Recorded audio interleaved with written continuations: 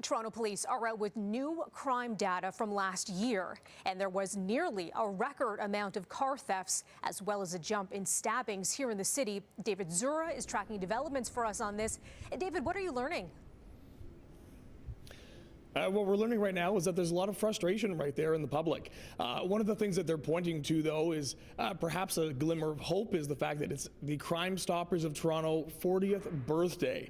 And they were looking at some stats over the last 2 years that show that the amount of tips from the public had started to decrease, but just this past year they increased the rewards program, or rather augmented it, and they're starting to see now post-pandemic tips in from the public are starting to come back in, and they're hoping that could help.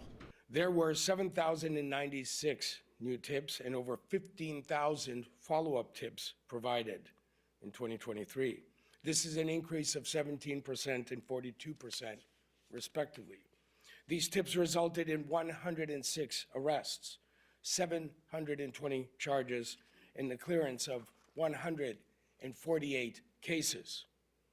Additionally, these tips led to the recovery of 42 stolen vehicles, the seizure of 30 illegal firearms, and also helped us solve 5 homicides.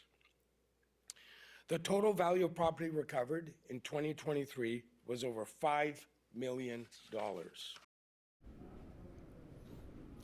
Now, the chief once again acknowledging frustration on the public on the fact that we're seeing those increasing crime stats. They do, however, say that Crime Stoppers, over its lifespan, over 40 years, has played a big role in mitigating that, saying that since its inception 40 years ago in 1984, 11,000 arrests could be attributed to tips from Crime Stoppers, as well as 40,000 charges. In 2023 alone, 5 homicides were solved thanks to tips brought in to Crime Stoppers.